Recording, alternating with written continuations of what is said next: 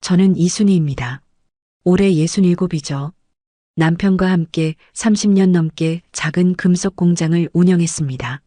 새벽 5시에 일어나 공장 문을 열고 밤 10시가 넘어서야 집에 돌아오는 날들이었죠. 손은 기름때로 까맣게 변했고 허리는 점점 굽어갔습니다. 하지만 후회는 없었어요. 외아들 준호만큼은 제대로 키우고 싶었거든요. 준호가 대학에 합격했을 때 정말 기뻤습니다. 졸업 후 괜찮은 회사에 취직했을 때는 눈물이 날 정도였죠. 저희 부부가 평생 고생한 보람이 있구나 싶었습니다. 그러다 준호가 38에 결혼을 했어요. 며느리 민지는 차분하고 예의 바른 아이였습니다. 첫인상이 참 좋았죠. 어머님 잘 부탁드려요. 민지가 공손하게 인사하던 모습이 아직도 생생합니다. 저는 이 아이라면 우리 아들과 행복하게 살 거라 믿었어요. 결혼 준비를 하면서 전세 얘기가 나왔습니다. 요즘 집값이 얼마나 비싼지 아시잖아요. 준호가 모은 돈으로는 부족했죠. 고민하는 아들의 얼굴을 보니 마음이 아팠습니다. 남편과 상의 끝에 노후 자금 4억 중에서 2억을 보태주기로 했어요. 엄마, 정말 괜찮아요? 준호가 미안해하며 물었습니다. 괜찮지. 내가 잘 사는 게 우리 행복이야. 사실 2억이라는 돈이 적은 금액은 아니었어요. 하지만 아들의 새 출발을 위해서라면 기꺼이 내놓을 수 있었죠. 결혼 후 1년쯤 지났을 때였습니다. 준호에게서 전화가 왔어요. 엄마, 민지가 임신했어. 세상에, 제가 할머니가 되다니. 그날 밤 남편과 둘이 손을 맞잡고 기뻐했던 기억이 납니다. 손주가 태어났어요. 작고 보드라운 아기였죠. 처음 안아봤을 때 가슴이 터질 것 같았습니다. 엄마, 민지가 일을 계속하고 싶대요. 그런데 애를 맡길 때가 마땅치 않아서. 준호가 조심스럽게 말을 꺼냈습니다. 어린이집 대기도 길고 친정 부모님도 지방에 계시니 도와주기 어렵다고 했죠. 저는 주저없이 대답했어요. 내가 볼게. 할머니가 손주 보는 게 당연하지. 그렇게 저는 일주일에 닷새 아들네 집을 오가기 시작했습니다. 아침 7시면 집을 나섰어요. 버스로 40분 거리였죠. 도착하면 민지는 출근 준비로 바빴습니다. 어머님 오셨어요? 애 좀 부탁드려요. 간단한 인사만 하고 민지는 현관문을 나섰어요. 저는 손주에게 분유를 먹이고 기저귀를 갈았습니다. 설거지도 했죠.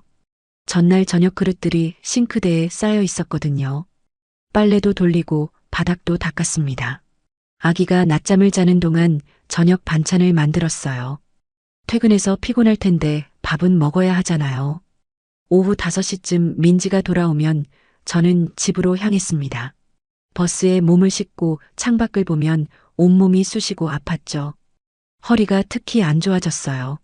무거운 아기를 안고 재우다 보니 디스크가 온 것 같았습니다. 무릎도 시큰거렸죠. 하지만 손주 얼굴을 보면 그런 고통쯤은 참을 만했어요. 아기가 제 품에서 잠들 때, 까르르 웃을 때, 그 순간만큼은 세상을 다 가진 기분이었습니다. 남편은 걱정했어요. 당신 몸 상하겠소. 좀 쉬어야지. 괜찮아요. 우리 손주인데 뭐. 저는 웃으며 대답했죠. 사실 몸은 힘들었지만 마음은 행복했습니다. 그런데 시간이 지나면서 민지의 태도가 조금씩 달라지기 시작했어요. 처음엔 미안해하고 고마워하던 민지였습니다. 가끔 간식도 사다 주고 택시비도 챙겨줬죠. 하지만 몇 달이 지나자 그런 것들이 하나둘 사라졌어요. 당연하다는 듯한 표정으로 저를 맞이했습니다. 어머님, 오늘은 좀 일찍 와주실 수 있어요? 회의가 있어서요. 어머님, 김치 떨어졌는데 담가주실 수 있죠? 부탁은 점점 늘어났습니다. 저는 거절할 수 없었어요. 며느리가 일하는 것도 중요하고 손주를 위해서라면 뭐든 할 수 있었으니까요. 명절이 다가왔습니다. 큰 상을 차리느라 새벽부터 부엌에 섰죠. 전도 부치고 나물도 무치고 갈비찜도 만들었습니다. 식사 후 설거지를 하는데 민지는 거실 소파에 앉아 핸드폰만 보고 있었어요. 준호는 텔레비전을 보고 있었죠. 저는 아무 말도 하지 않았습니다. 며느리가 평소 일하느라 피곤하겠거니 싶었어요. 하지만 속으로는 조금 서운했죠. 고맙다는 말 한마디면 되는데 그것조차 없었으니까요. 남편에게 털어놓았습니다. 민지가 요즘 좀 그래. 그냥 넘어가. 손주도 있으니 참아야지. 남편도 알고 있었던 거예요. 하지만 우리 부부는 참기로 했습니다. 가족이니까요. 그렇게 저는 계속해서 아들네 집을 오갔어요. 손주는 날마다 자랐고 저는 그 모습을 보는 것만으로도 충분했습니다. 비록 몸은 힘들었지만 이게 할머니의 도리라고 생각했죠. 아들 내외가 편하게 일할 수 있도록 돕는 게 제 역할이라고 믿었습니다. 하지만 그때는 몰랐어요. 이 헌신이 나중에 어떤 결과를 가져올지 말이죠. 손주가 돌이 지나면서 제 일과는 더 바빠졌습니다. 아이가 걸음마를 시작하니 한시도 눈을 뗄 수가 없었죠. 이것저것 입에 넣으려 하고 계단도 기어오르려 했습니다. 하루는 잠깐 방심한 사이 아이가 넘어져서 이마를 부딪혔어요. 순간 심장이 멎는 줄 알았죠. 다행히 큰 상처는 아니었지만 민지에게 연락이 갔습니다. 퇴근 후 민지가 차갑게 말했어요. 어머님, 애 좀 잘 봐주세요. 일하다가 연락받으면 정신없어요. 제 잘못이 맞았습니다. 하지만 그렇게까지 말할 필요가 있었을까요? 미안해. 앞으로 더 조심할게. 저는 고개를 숙였죠. 그날 밤 집에 돌아와서 한참을 울었습니다. 민지의 요구는 점점 구체적으로 변했어요. 어머님, 내일은 9시까지 와주실 수 있어요? 오전에 중요한 회의가 있거든요. 어머님, 반찬 좀 만들어 오세요. 마트 갈 시간이 없어서요. 어머님, 오늘은 저녁까지 있다가 가주세요. 회식이 있어서 늦을 것 같아요. 저는 매번 알겠다고 대답했습니다. 거절할 수가 없었어요. 남편은 걱정스러운 눈빛으로 저를 바라봤죠. 당신이 며느리 가정부도 아니고 좀 쉬어야지. 괜찮아요. 조금만 더 참으면 애가 어린이집 갈 거예요. 저는 그렇게 스스로를 위로했습니다. 어느 날 제가 정기검진을 받아야 하는 날이었어요. 일주일 전부터 민지에게 말해뒀죠. 민지야, 다음 주 화요일에 병원 가야 해서 못 갈 것 같아. 네, 알겠어요. 민지는 그렇게 대답했습니다. 저는 안심하고 병원 예약을 잡았어요. 그런데 화요일 아침이었습니다. 민지에게서 전화가 왔죠. 어머님, 오늘 꼭 회사 가야 하는데요. 어떡해요? 민지야, 내가 일주일 전에 말했잖아. 병원 예약 잡아놨어. 그래도 어머님이 안 오시면 저는 회사를 못 가는데요. 민지의 목소리에는 짜증이 묻어 있었습니다. 하루만 쉬면 안 될까? 연차 쓰던가. 어머님도 참. 제가 왜 연차를 써야 돼요? 병원은 다음에 가시면 되잖아요. 순간 말문이 막혔어요. 제 건강보다 민지의 회사가 더 중요하다는 말처럼 들렸습니다. 결국 저는 병원 예약을 취소했죠. 민지네 집으로 향하는 버스 안에서 창밖을 보며 눈물을 흘렸습니다. 이게 맞는 건가 싶었어요. 명절이 다가왔습니다. 추석이었죠. 저는 사흘 전부터 장을 보고 음식을 준비했어요. 전도 부치고 나물도 삶고 탕국도 끓였습니다. 명절 당일 아침 일찍 아들네 집으로 갔죠. 상을 차리고 차례를 지냈습니다. 식사를 마친 후였어요. 설거지를 하는데 민지는 소파에 앉아 핸드폰을 보고 있었습니다. 준호도 텔레비전을 켜고 누워 있었죠. 민지야, 설거지 같이 할까? 제가 조심스럽게 물었습니다. 어머님, 저 좀 쉬게 해주세요. 평소에도 일하느라 힘든데요. 민지는 눈도 마주치지 않고 대답했어요. 저는 더 이상 말을 꺼내지 못했습니다. 혼자서 설거지를 마치고 주방을 정리했죠. 허리가 끊어질 것 같았어요. 다리도 퉁퉁 부어올랐습니다. 집으로 돌아와 남편에게 말했죠. 여보, 민지가 너무한 것 같아. 그래도 참아야지. 우리 손주 때문에라도. 남편도 힘들어 보였습니다. 하지만 우리는 참는 것 말고는 방법이 없었어요. 민지의 친구들이 집에 놀러 왔던 날이 있었습니다. 저는 그날도 어김없이 아들네 집에 가 있었죠. 손주를 돌보고 있었습니다. 친구들이 오자 민지가 말했어요. 애들아, 우리 시어머니 짱이야. 맨날 애 봐주셔. 친구들이 부러워하는 표정을 지었습니다. 와, 너 진짜 복 받았다. 요즘 애 봐주는 시어머니가 어디 있어? 맞아. 우리 엄마는 멀리 살아서 도움도 못 받는데. 민지는 뿌듯한 표정이었어요. 마치 자신이 대단한 것을 가진 사람처럼 말이죠. 하지만 제게는 고맙다는 말 한마디 없었습니다. 그저 자랑거리로만 여기는 것 같았어요. 그날 저는 손주를 재우고 조용히 집을 나왔습니다. 민지와 친구들의 웃음소리가 뒤에서 들려왔죠. 버스를 타고 가면서 생각했어요. 나는 대체 뭘 하고 있는 걸까? 어느 날 준호가 집에 왔습니다. 오랜만에 아들 얼굴을 제대로 본 날이었죠. 준호야, 요즘 민지가 엄마한테 좀 그런 것 같아. 저는 용기를 내서 말했습니다. 엄마, 민지도 일하느라 힘들어요. 이해 좀 해주세요. 준호는 아내 편만 들었어요. 엄마도 알잖아요. 민지 회사 일이 얼마나 바쁜지. 그래도 기본적인 예의는 지켜야 하는 거 아니니? 엄마가 너무 예민하신 거 아니에요? 민지가 뭘 그렇게 잘못했다고. 준호의 말에 가슴이 무너졌습니다. 제 아들마저 제 편이 아니었어요. 그날 이후로 저는 아들에게 아무 말도 하지 않기로 했습니다. 말해봤자 소용없다는 걸 알았거든요. 민지의 태도는 갈수록 당당해졌어요. 어머님, 오늘 좀 일찍 와주세요. 어머님, 이번 주말에도 애 좀 봐주실 수 있죠? 어머님, 밑반찬 좀 만들어 오세요. 이제는 부탁이 아니라 명령처럼 들렸습니다. 제가 조금이라도 힘들다는 내색을 하면 민지는 불편한 표정을 지었죠. 어머님, 그럼 제가 일을 어떻게 해요? 진짜 곤란하네요. 저는 매번 알겠다고 고개를 끄덕였습니다. 다른 선택지가 없었어요. 밤마다 남편과 둘이 앉아 한숨을 쉬었죠. 이러다 당신 몸 망가지겠소. 그래도 손주가 있잖아요. 조금만 더 참아요. 저는 그렇게 스스로를 다독였습니다. 하지만 마음 한구석에는 서운함이 쌓여가고 있었어요. 이게 정말 맞는 건지, 저는 대체 왜 이렇게 살아야 하는지, 그런 생각들이 머릿속을 맴돌았습니다. 그렇게 2년이 흘렀습니다. 손주는 무럭무럭 자랐고, 저는 여전히 일주일에 닷새를 아들네 집에서 보냈어요. 제 몸은 점점 망가져갔죠. 허리는 조금만 오래 서 있어도 통증이 왔고, 무릎은 계단을 오르내릴 때마다 삐걱거렸습니다.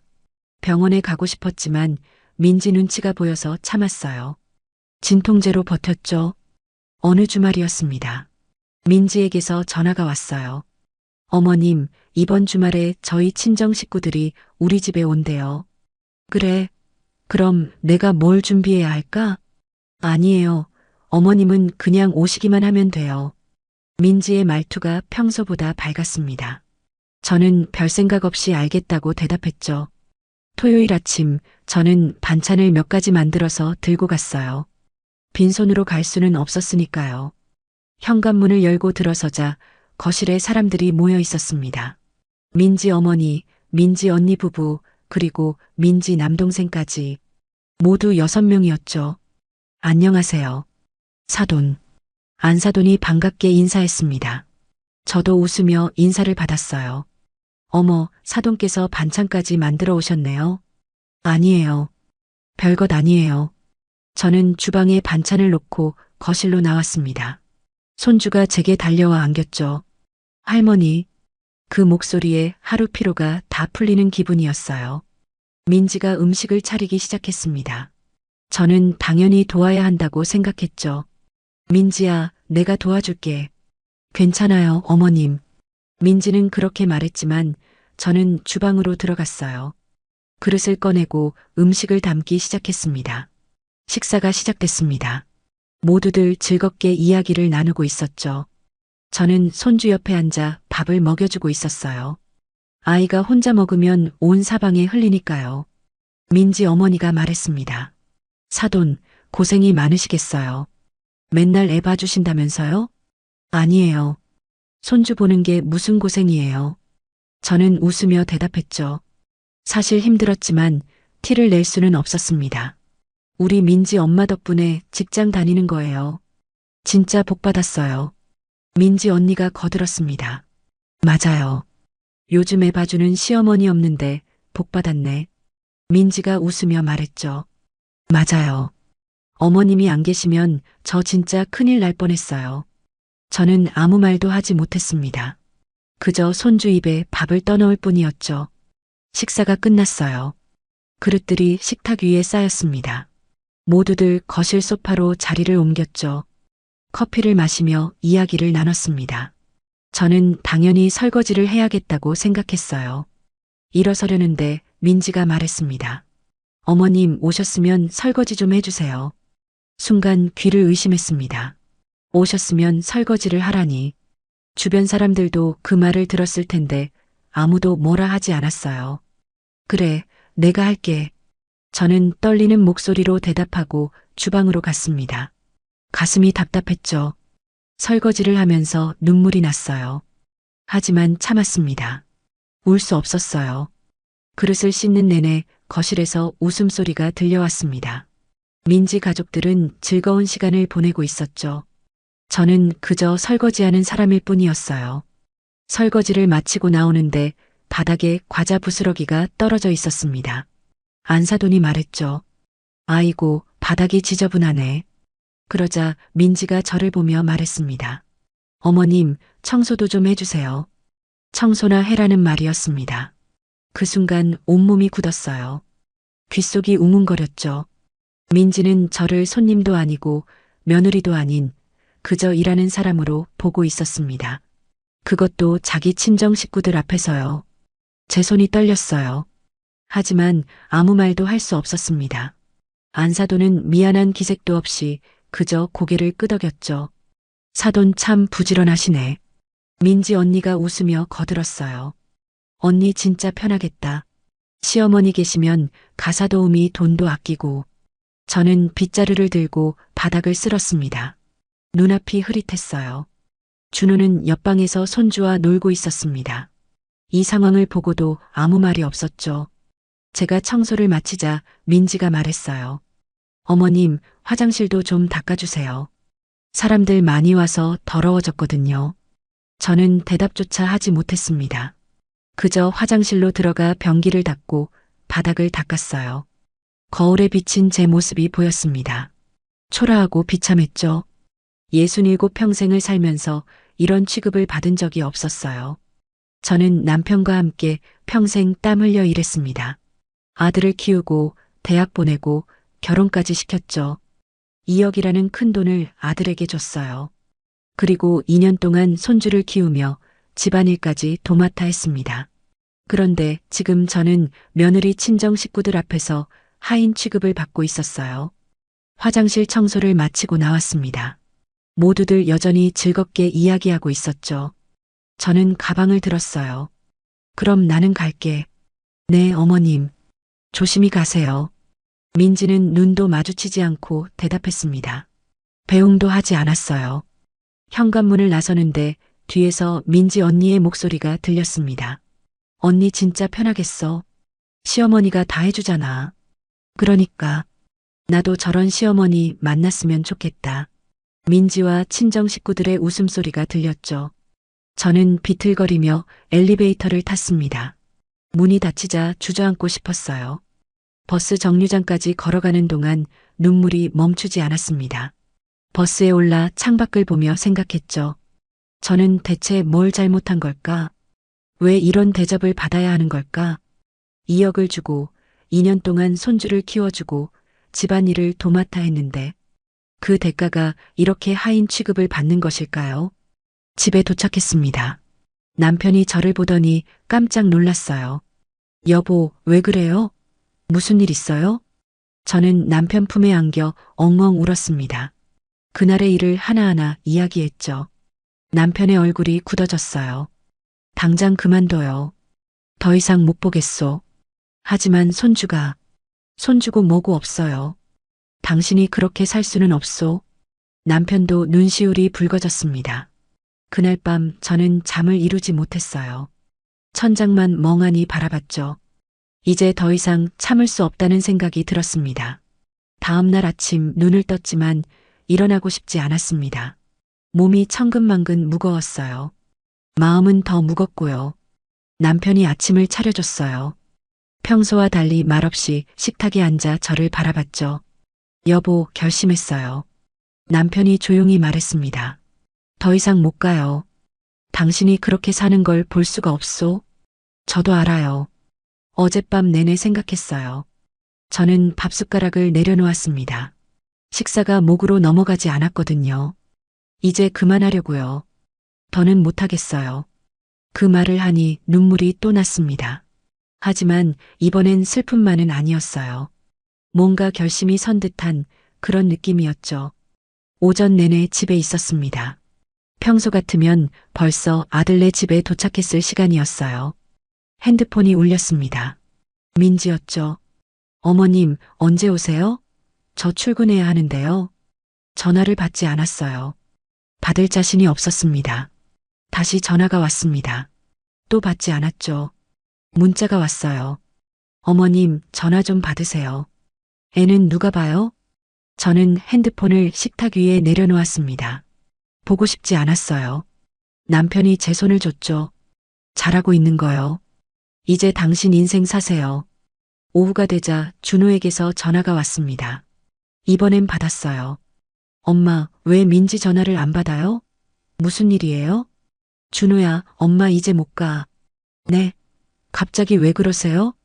준호의 목소리에 당황한 기색이 역력했습니다. 엄마가 어제 무슨 일을 당했는지 알아? 내 아내가 엄마를 어떻게 대했는지 알기나 해? 제 목소리가 떨렸어요. 무슨 일인데요? 민지가 뭘 잘못했어요? 내 아내는 엄마한테 청소나 하라고 했어. 친정 식구들 앞에서.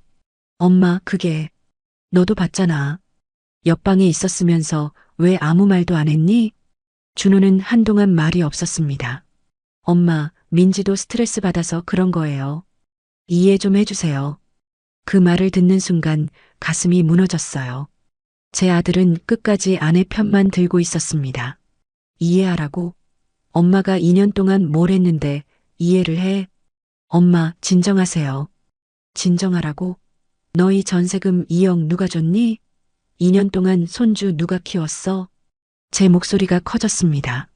참았던 감정이 터져나왔죠. 엄마, 그건 감사하게 생각하고 있어요. 하지만 뭐? 그래서 엄마를 하인처럼 대해도 되는 거니? 아니에요. 그런 뜻이 아니라. 준호야, 엄마는 이제 못 가. 너희끼리 알아서 해. 저는 전화를 끊어버렸습니다.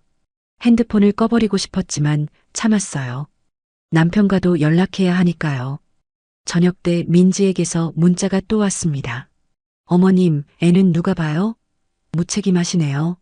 무책임하다니. 그 단어가 제 심장을 찔렀습니다. 2년 동안 제가 한 일들이 주마등처럼 스쳐 지나갔어요.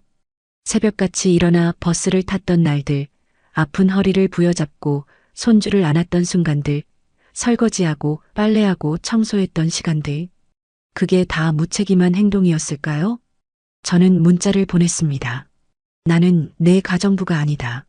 앞으로 내 삶을 살겠다. 손이 떨렸지만 전송 버튼을 눌렀어요. 보내고 나니 후련하면서도 무서웠습니다. 이제 정말 돌이킬 수 없겠죠. 밤이 되었어요. 준호에게서 전화가 또 왔습니다. 엄마, 제발 다시 생각해 주세요. 민지가 미안하대요. 미안하다고? 그래서 앞으로 조심하겠대요. 엄마, 제발이요. 이제 와서 미안하다고 하면 뭐해. 이미 늦었어. 그래도 엄마, 손주 생각 좀 해주세요. 손주 이야기가 나오자 마음이 흔들렸어요. 사랑하는 손주였습니다. 제 삶의 기쁨이었죠. 하지만 이번엔 흔들리면 안 됐어요. 손주는 너희가 키워. 부모잖아. 엄마, 그게 어디 쉬운 일이에요? 나도 너 키울 때 쉽지 않았어. 근데 해냈잖아. 저는 단호하게 말했습니다. 이제 너희가 할 차례야. 엄마는 이제 내 인생 살 거야. 전화를 끊었어요. 가슴이 먹먹했습니다. 남편이 제 어깨를 감싸 안아줬죠. 잘했어요. 이제 우리 인생 삽시다. 며칠이 지났습니다. 민지에게서 연락이 계속 왔어요. 어머님, 어린이집 대기가 너무 길어요. 어머님, 제발 다시 생각해 주세요.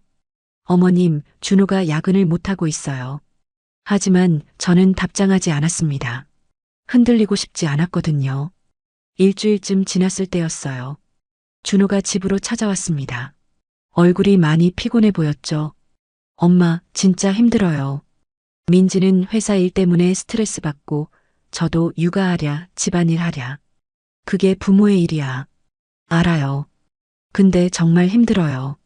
준호의 눈가에 다크서클이 짙게 내려앉아 있었습니다. 준호야, 엄마가 얼마나 힘들었을지 이제 알겠니? 네, 알겠어요. 정말 죄송해요. 미안하다고 다가 아니야. 엄마는 정말 상처받았어. 준호는 고개를 숙였습니다. 민지가 진심으로 사과하고 싶대요. 한 번만 봐주세요. 진심이면 민지가 직접 오지. 왜 너만 왔니? 민지는 지금 회사에 있어요. 그 말에 저는 씁쓸하게 웃었습니다.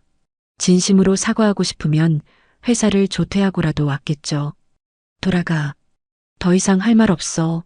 엄마, 가라고 했어. 준호는 결국 돌아갔습니다. 뒷모습이 초라해 보였어요. 하지만 저는 흔들리지 않았습니다. 남편과 둘이 저녁을 먹었어요. 오랜만에 편안한 식사였죠.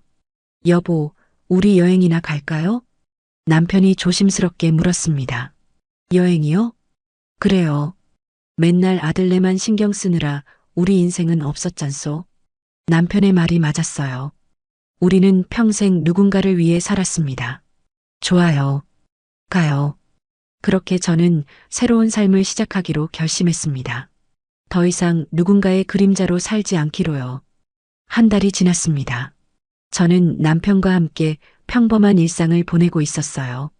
오전에 동네 공원을 산책하고 오후엔 도서관에 가거나 친구들을 만났죠. 오랜만에 제 시간이 생겼습니다. 이렇게 여유로운 삶이 낯설게 느껴졌어요. 하지만 마음 한편으론 손주가 보고 싶었습니다. 밤마다 손주 얼굴이 떠올랐죠. 그래도 참았어요. 지금 흔들리면 안 된다는 걸 알았거든요. 어느 날 준호에게서 전화가 왔습니다. 엄마, 다음 달에 전세 재계약해야 하는데요. 그래. 그럼 계약하면 되지. 문제가 있어요. 집주인이 전세금을 올려달래요. 준호의 목소리가 심각했습니다. 얼마나 올려달래? 2억에서 3억으로요. 1억이나 올린다는 얘기였어요. 준호야, 그건 너희가 알아서 해야지. 엄마, 저희한테 그런 돈이 어딨어요? 준호의 목소리에 절박함이 묻어 있었습니다. 그럼 대출을 받든지 해.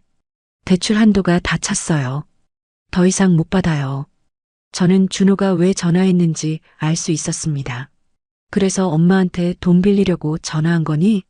엄마, 정말 급해요. 1억만 빌려주세요. 1억이라는 돈이 적은 금액은 아니었어요. 저희 노후 자금의 4분의 1이었죠. 준호야, 엄마는 이미 너희한테 2억을 줬어. 알아요. 근데 이번엔 빌리는 거예요. 꼭 갚을게요. 언제 갚을 건데? 너희 형편에 1억을 갚을 수 있겠니? 준호는 대답하지 못했습니다. 엄마, 그럼 저희 어떡해요? 이사를 가야 하는데. 이사 가면 되잖아. 더 싼 데로. 엄마, 그게 쉬운 일이 아니에요. 애도 있는데. 저는 한숨을 쉬었어요. 준호야, 엄마 말 잘 들어. 돈은 못 빌려줘. 엄마, 대신 조건이 있어. 민지가 진심으로 사과하면 생각해 볼게. 진심으로요? 그래. 직접 와서 무릎 꿇고 사과해. 그럼 생각해 보마. 준호는 한참을 말이 없었습니다. 알겠어요. 민지한테 얘기해 볼게요. 전화를 끊고 남편에게 말했죠. 여보, 제가 너무한 건가요? 아니요. 당신이 맞소. 돈은 그렇게 쉽게 주는 게 아니에요. 남편이 제 손을 잡아주었습니다. 사흘 후 민지에게서 전화가 왔어요. 어머님, 제가 잘못했어요.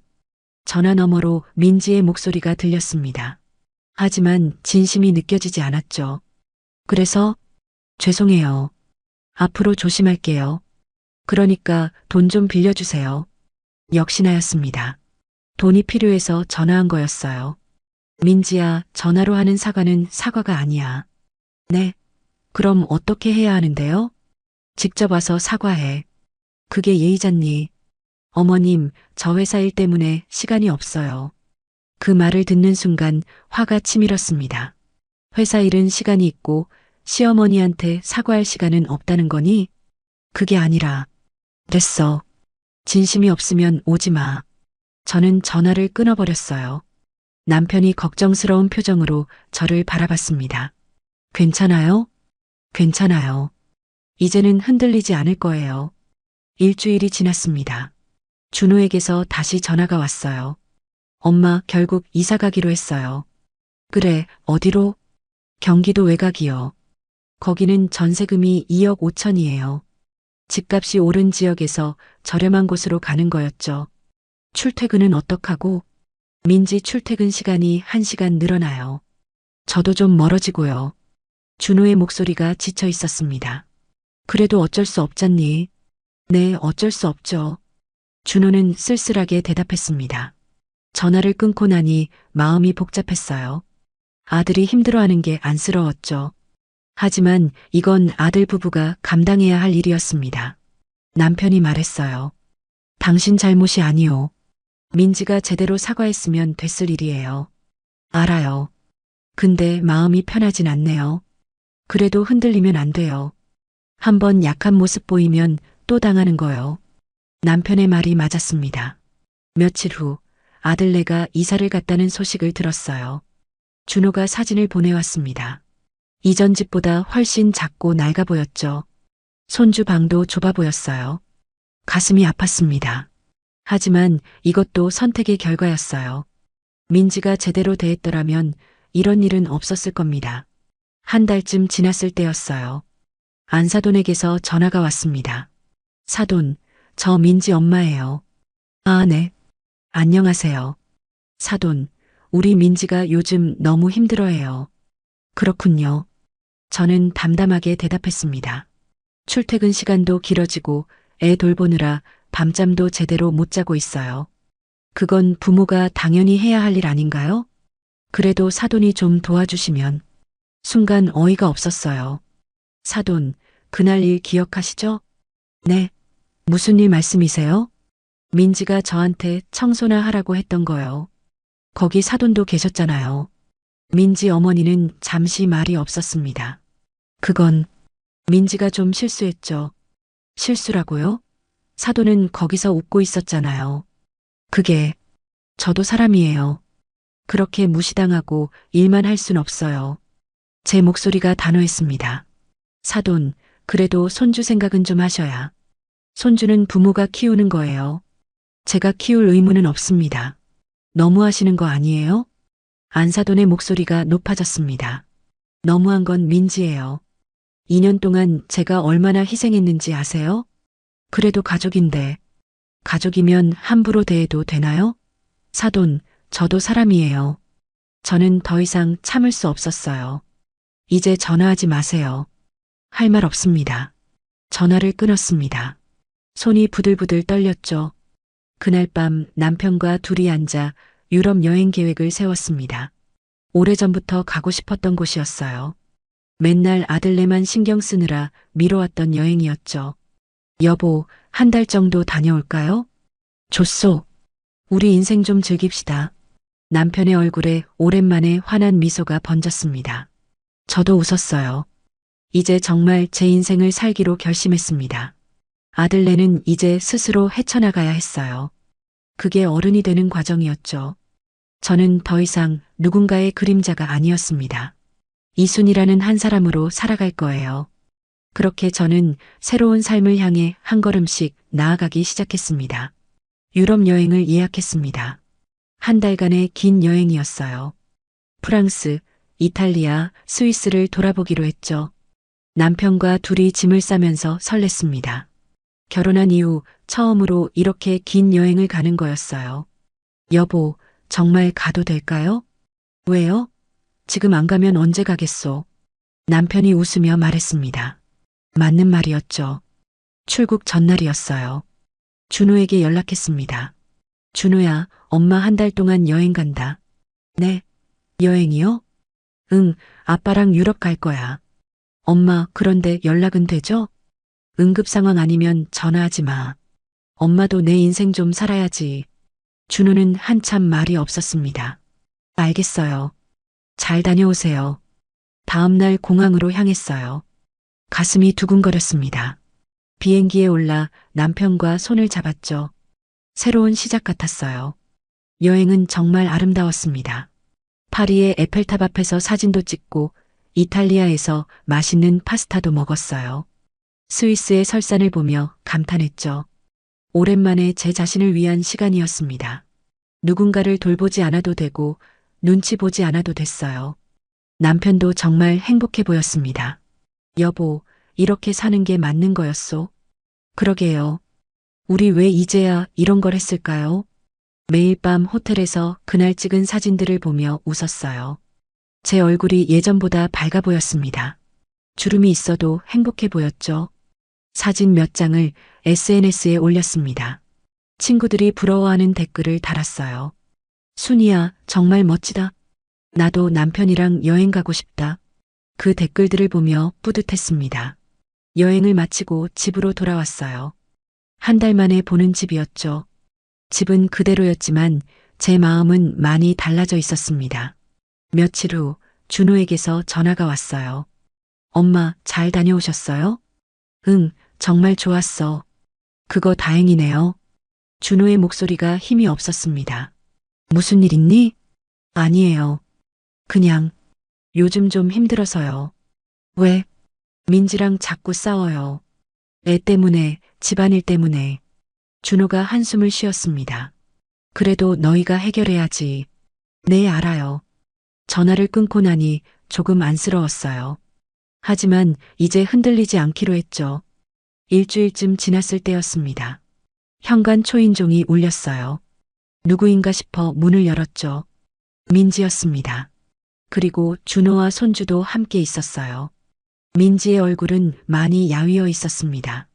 눈가에 다크서클이 짙었죠. 어머님, 민지가 떨리는 목소리로 말했습니다. 왜 왔니? 어머님께 사과드리러 왔어요. 민지는 그 자리에서 무릎을 꿇었어요. 깜짝 놀랐습니다. 예상하지 못한 일이었죠. 민지야, 일어나. 아니에요. 정말 죄송해요, 어머님. 민지의 눈에서 눈물이 흘러내렸습니다. 제가 정말 잘못했어요. 어머님을 너무 함부로 대했어요. 민지의 목소리가 떨렸어요. 이번엔 진심이 느껴졌습니다. 그날 일, 정말 죄송해요. 제가 미쳤었어요. 민지야, 어머님이 얼마나 고생하셨는지 이제야 알겠어요. 민지는 계속 울고 있었습니다. 준호도 옆에서 무릎을 꿇었어요. 엄마, 저도 잘못했어요. 제가 엄마를 지켜드렸어야 했는데. 손주가 제게 다가와 안겼습니다. 할머니, 그 작은 목소리에 제 마음이 흔들렸어요. 들어와. 무릎 꿇고 있지 말고. 저는 문을 활짝 열었습니다. 거실로 들어온 민지는 계속 눈물을 닦고 있었어요. 어머님, 정말 죄송해요. 변명의 여지가 없어요. 민지야, 진정하고 얘기해. 저는 물 한 잔을 건넸습니다. 민지가 물을 마시고 말을 이었어요. 어머님이 안 계신 2달 동안 정말 힘들었어요. 그래, 애 돌보고 집안일하고 회사 다니고 도저히 못하겠더라고요. 민지의 목소리가 떨렸습니다. 출퇴근 시간만 1시간 늘어나니까 애랑 있는 시간도 없어요. 그랬구나. 회사에서도 자꾸 실수하고 준호랑도 매일 싸우고. 민지는 얼굴을 손으로 가렸습니다. 그제야 깨달았어요. 어머님이 얼마나 큰 일을 해주셨는지. 민지야, 2년 동안 어머님이 모든 걸 해주셨잖아요. 근데 저는 당연하게 여겼어요. 민지가 다시 눈물을 흘렸습니다. 고맙다는 말도 제대로 안 했어요. 오히려 더 많은 걸 요구하고. 그래, 내가 그랬지. 저는 담담하게 말했습니다. 정말 죄송해요. 어머님을 하인처럼 대한 것도, 친정 식구들 앞에서 모욕을 준 것도. 민지는 고개를 들지 못했어요. 제가 정말 철이 없었어요. 어머님이 당연히 해주시는 줄 알았어요. 민지야, 세상에 당연한 건 없어. 네, 이제 알아요. 너무 늦게 깨달았어요. 민지의 친정 어머니한테서 전화가 왔던 일도 떠올랐습니다. 민지야, 안사돈도 아시니? 네, 엄마한테 혼났어요. 어머님께 너무했다고. 그래, 엄마가 그러더라고요. 제가 어머님 입장이었으면 진작 나갔을 거래요. 민지의 친정 어머니도 뒤늦게 깨달은 모양이었어요. 준호가 말했습니다. 엄마, 정말 죄송해요. 제가 제대로 못했어요. 준호야, 너도 알아야 해. 아내를 사랑하는 것과 엄마를 지키는 건 다른 거야. 네, 이제 알겠어요.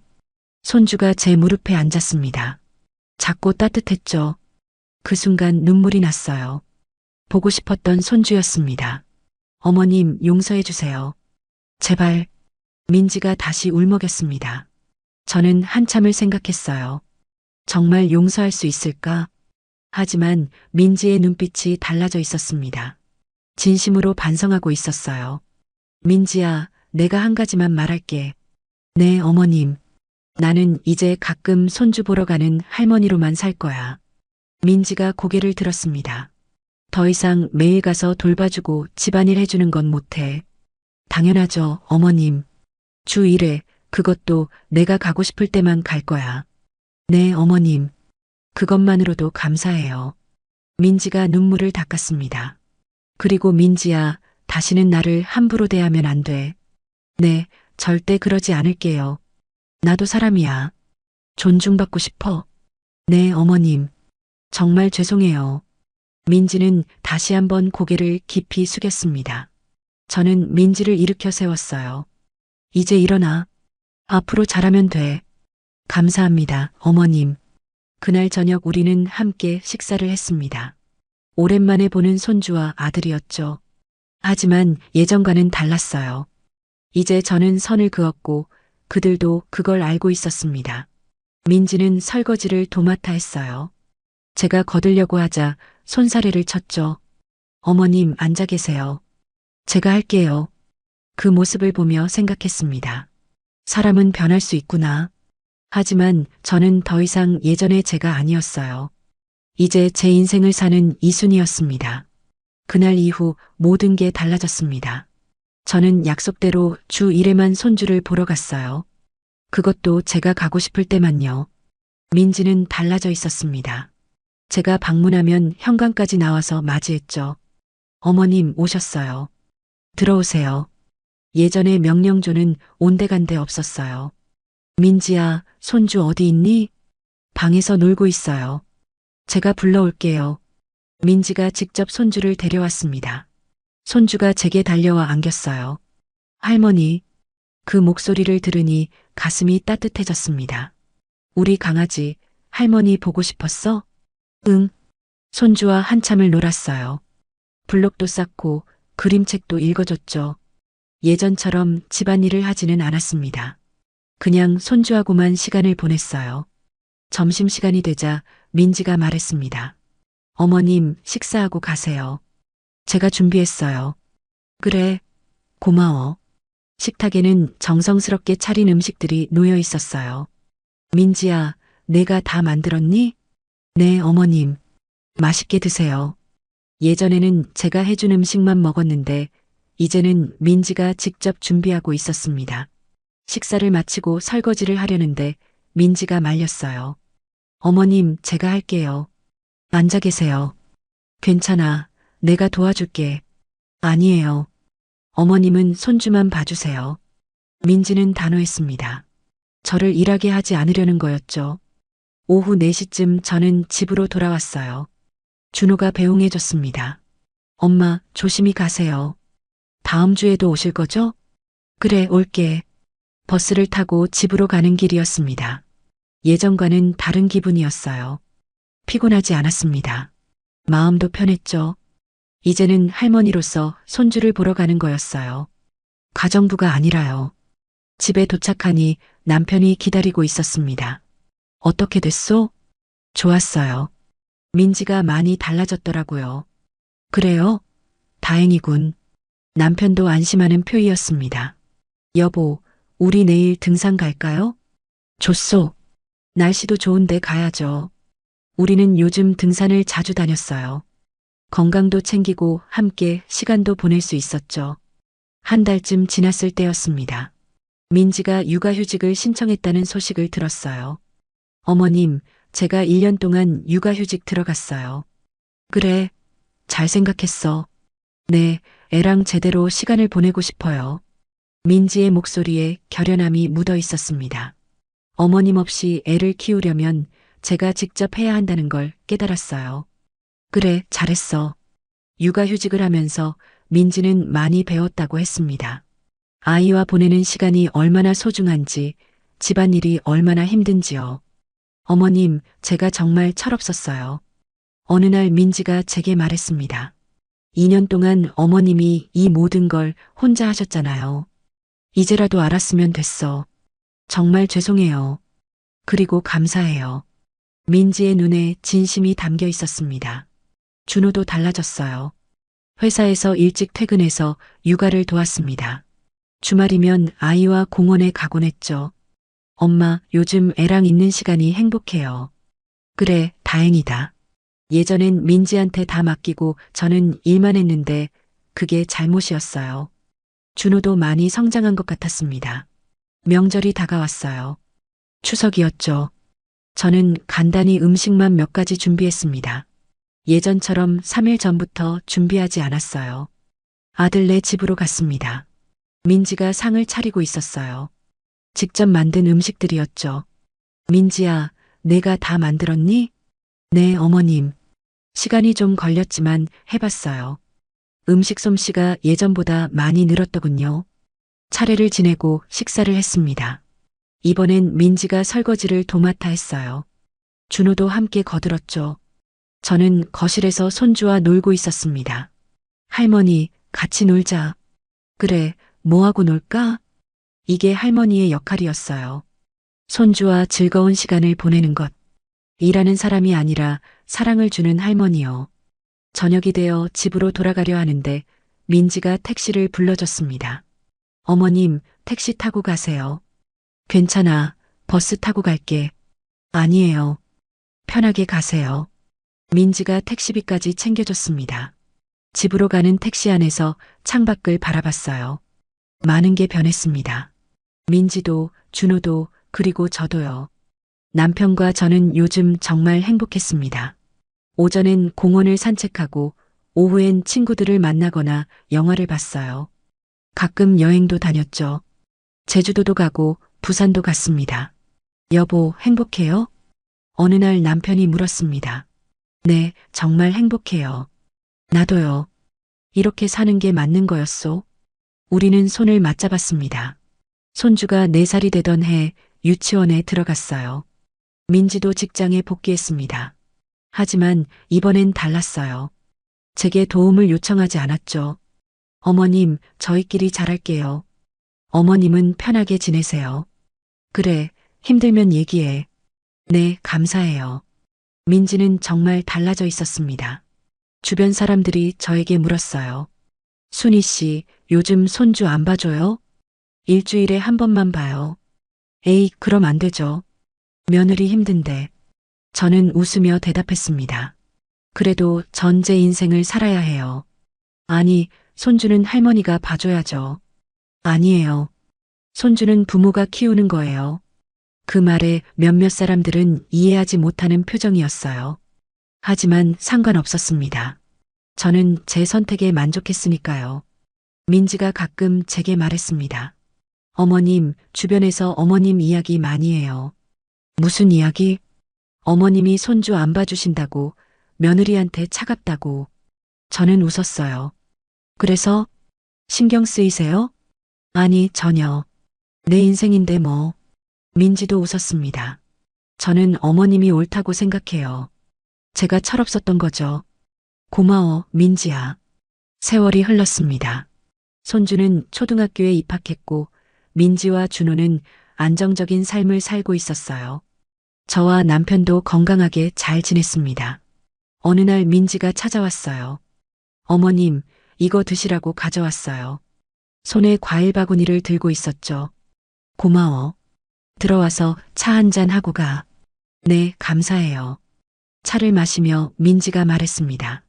어머님, 제 친구가 있는데요. 응? 시어머니한테 맨날 애 맡기고 있대요. 당연하다는 듯이요. 그렇구나. 제가 그 친구한테 말했어요. 시어머니도 본인 인생이 있다고. 민지가 웃었습니다. 제 경험담을 얘기해 줬어요. 제가 얼마나 잘못했는지요. 잘했어. 어머님, 정말 감사해요. 제게 가르침을 주셔서 뭘 가르쳐 줬다고. 인생을요. 사람은 서로 존중해야 한다는 걸요. 민지의 눈이 반짝였습니다. 저는 이제 69입니다. 남은 인생을 남편과 함께 행복하게 보낼 거예요. 손주도 보고 여행도 다니고 친구들도 만나면서요. 더 이상 누군가의 그림자로 살지 않습니다. 이순이라는 이름으로 제 인생을 당당하게 살아갈 겁니다.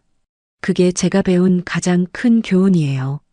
서로 선을 지키며 존중할 때 가족도 행복해진다는 것.